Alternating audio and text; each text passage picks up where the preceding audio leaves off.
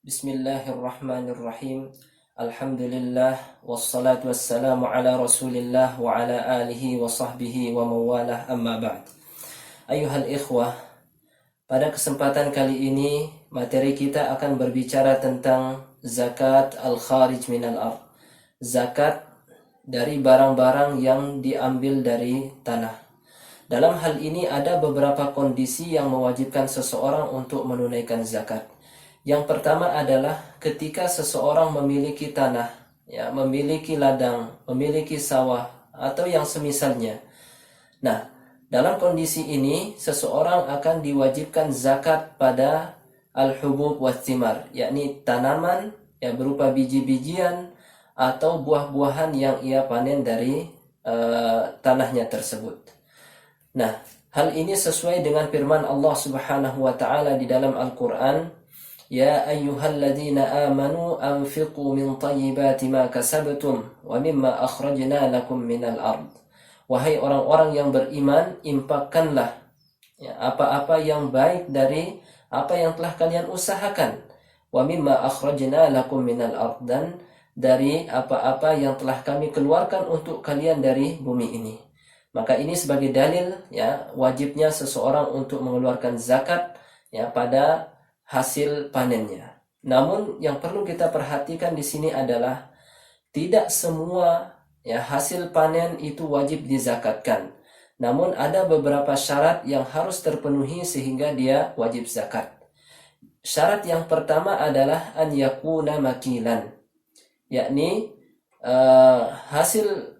hasil tersebut merupakan barang yang ditakar menggunakan kail, yakni menggunakan takaran yang ada di zaman Nabi Shallallahu Alaihi Wasallam. Artinya sekalipun barang tersebut dahulu ditakar dengan kail, kemudian pada hari ini ditakar dengan timbangan, namun yang menjadi acuan adalah apa yang ada di zaman Rasulullah Shallallahu Alaihi Wasallam.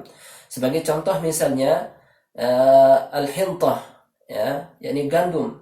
Dahulu orang membeli dan menukar gandum itu menggunakan takaran kail, maka sampai saat ini itu kena zakat, karena yang menjadi acuan adalah apa yang ada di zaman Rasulullah Sallallahu Alaihi Wasallam. Kemudian contoh misalnya kurma, kurma itu di zaman Nabi Sallallahu Alaihi Wasallam dijual belikan dengan takaran kail, maka sampai saat ini juga sekalipun dia pada saat ini ditakar dengan menggunakan timbangan dengan kilogram misalnya, maka dia tetap kena dengan zakat, karena yang menjadi patokan di sini adalah di zaman Nabi Shallallahu Alaihi Wasallam. Nah, jadi ini syarat yang pertama, yakni ayyakuna makilan, yakni ditakar dengan kail. Kemudian yang kedua adalah ayyakuna muddakharan, yakni barang tersebut hasil pertanian atau perkebunan tersebut itu bisa disimpan dalam waktu yang lama. Sebagai contoh misalnya gandum tadi, ini bisa disimpan dalam waktu yang lama. Misalnya juga kurma, ini juga bisa disimpan dalam waktu yang lama, maka dia wajib zakat. Nah, di zaman kita misalnya beras, itu bisa disimpan dalam waktu yang lama, bertahan dalam waktu yang lama, maka dia wajib untuk dizakatkan. Ahibati fillah. Nah, kemudian syarat yang ketiga adalah balighan lin nisab, yakni barang tersebut sudah mencapai nisab. Nah, berapa nisab untuk hasil pertanian dan perkebunan? Dalam hadis Rasulullah sallallahu alaihi wasallam katakan, laisa fi ma duna khamsati awsuqin sadaqah. Tidak ada zakat pada barang yang kurang dari 5 wasak. Nah, jadi nisabnya adalah 5 wasak. Berapa 5 wasak ini? Nah, 1 wasak itu sama dengan 60 sa', maka 5 wasak itu sama dengan 300 sa'. Nah, berapa takaran atau berapa kilogram 300 sa' tersebut pada zaman kita? Nah, para ulama rahimahumullah memberikan kita kemudahan dalam mengetahui berapa nisabnya, di mana mereka seperti yang dipilih oleh Syekh Utsaimin, bahwasanya untuk nisab ini ya itu sama dengan 612 kilogram. Maka ketika seseorang ya hasil panennya sudah mencapai 612 kilogram, ya atau hasil perkebunannya yang berupa buah itu sudah mencapai 612 kilogram, maka dia wajib untuk mengeluarkan zakatnya. Nah, lalu berapa wajib zakatnya atau berapa zakat yang harus dia keluarkan? Nah, di sini kita lihat kondisi perawatannya. Nah, in suqiya bimaunatin, ya kalau ya pertaniannya tersebut atau perkebunannya tersebut ya diairi dengan biaya, ya di mana sang pemilik mengeluarkan biaya, ya maka kewajiban zakatnya adalah nisful usyur, yakni setengah dari 1/10, yakni 5%. Tapi bagaimana kalau seandainya ya pertaniannya tersebut atau perkebunannya itu ya diairi dengan tidak mengeluarkan biaya, misalnya menggunakan air hujan, ya atau menggunakan air yang mengalir dari gunung. Nah, maka berapa kewajiban zakatnya? Nah, kewajiban zakatnya di sini adalah al-usyur, yakni 1/10 atau 10%. Nah, ini yang pertama. Kemudian yang kedua adalah ya ketika seseorang memiliki pertambangan, maka ini juga kena dengan zakat. Nah, zakatnya berupa ma'din, yakni barang tambang. Nah, jadi dia akan wajib zakat pada barang tambang yang ia dapatkan. Lalu berapa nisabnya?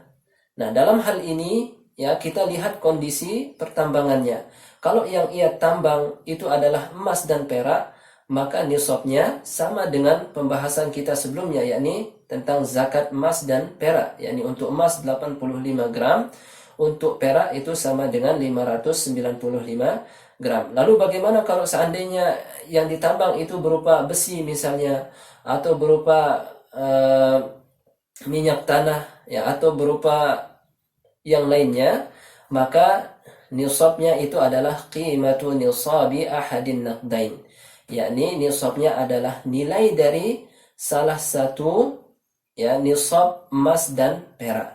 Nah, maka kita lihat mana yang lebih rendah dari keduanya, maka itulah yang menjadi nisabnya. Nah, lalu setelah kita mengetahui berapa nisabnya tersebut, berapa yang harus dikeluarkan zakatnya. Nah, dalam hal ini kewajiban zakatnya itu adalah rub'ul usyur, yakni 1/4 dari 1/10, yakni 2,5%, yakni sama dengan zakat emas, perak, dan mata uang yang telah kita bahas sebelumnya. Nah, kemudian yang ketiga adalah ya di mana seseorang memiliki ya atau penghasil madu, maka ini juga kena dengan zakat. Nah, jadi ketika seorang ya memiliki berpenghasilan ya dari panen madu, baik itu dia dapatkan di tanahnya sendiri atau dia misalnya pergi mencari ke gunung ya atau lembah-lembah ya, maka ini juga ada kewajiban zakatnya. Berapa nisabnya? Nah, nisab untuk madu ini adalah 160 ritel atau liter. Ya, yang mana 1 liter itu sama dengan 382 gram. Ya, maka nisab untuk madu itu sama dengan 61 kilogram. Ya, ketika seseorang memiliki atau sudah mendapatkan 61 kilogram madu, maka dia harus mengeluarkan zakatnya. Lalu berapa zakat yang harus dia keluarkan? Yang harus dikeluarkan adalah al-usyur, yakni 1/10 atau 10% dari madu yang dia dapatkan. Kondisi yang keempat adalah di mana seseorang menemukan barang temuan yang itu merupakan ya peninggalan orang-orang terdahulu yang disebut dengan rikas. Ya, yakni para ulama menyebutkan takrifnya adalah ma wujida min dafnil jahiliyah, ya barang temuan yang merupakan peninggalan orang-orang jahiliyah terdahulu. Nah, jahiliyah di sini yang dimaksudkan adalah ya orang-orang kafir terdahulu, ya misalnya orang-orang Romawi, ya orang-orang Persia atau yang semisalnya.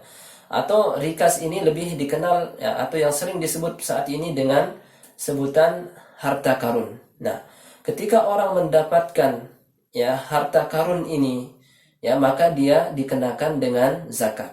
Lalu kita ingin tahu berapa nisabnya, apakah sama dengan harta-harta yang lain?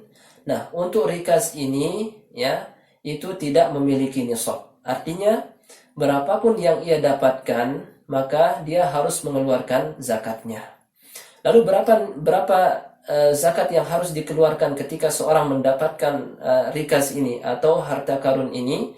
Ya, yang harus dikeluarkan dari harta tersebut adalah al-khumus, yakni seperlimanya. Maka dia harus maka ketika seorang misalnya mendapatkan ya harta karun sebanyak 50 gram emas misalnya. Berapa yang harus dikeluarkan? Ya, diambil seperlimanya, yakni dia harus mengeluarkan 10 gram, ya 10 gramnya sebagai zakatnya. Kemudian siapa yang diberikan ya zakat ini, kepada siapa diberikan? Nah, untuk rikas itu berbeda dengan zakat. Kalau zakat diberikan kepada 8 orang yang berhak untuk menerima zakat, yang insya Allah akan kita bahas materinya ya di akhir pembahasan ini.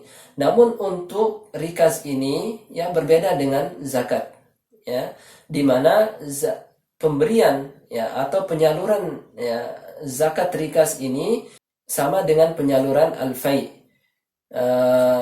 yakni ghanimah ya, di mana ia diberikan ya untuk maslahat kaum muslimin. Ya, misalnya membangun jembatan, ya membangun jalan raya, ya membangun sekolah yang mana manfaatnya itu dapat dirasakan oleh kaum muslimin. Hada wa sallallahu ala nabiyyina Muhammad wa akhiru da'wana anil hamdulillahi rabbil alamin.